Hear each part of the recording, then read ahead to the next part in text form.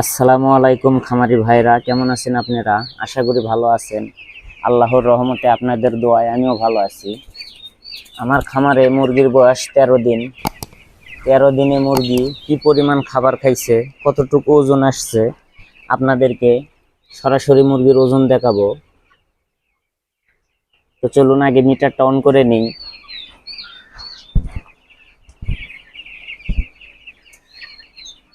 মিটারটা অন করে নিলাম।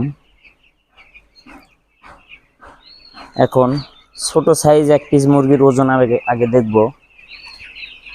যে মুরগিটা বেশ ছোট, এই মুরগির ওজন দেখব।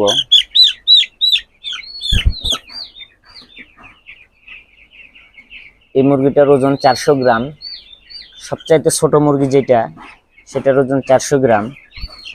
আমরা এখন একটু বড় সাইজ মুরগি দেখব, যে বড় সাইজ মুরগির ওজন কতটুকু।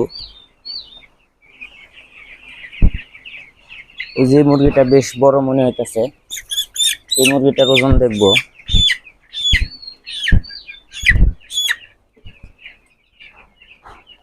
এই মুরগিটার ওজন 530 গ্রাম।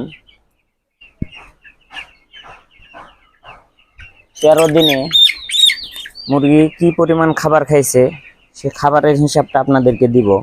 700 পিস মুরগি 13 দিনে খাবার খাইছে 336 কেজি। একটা মুরগি 480 গ্রাম করে খাবার খাইছে। তো ওজন তো আপনারা দেখতে পাইলেন। একটা মুরগি সবচাইতে ছোট যেটা 400 গ্রাম, আর সবচাইতে বড় যেটা 530 গ্রাম।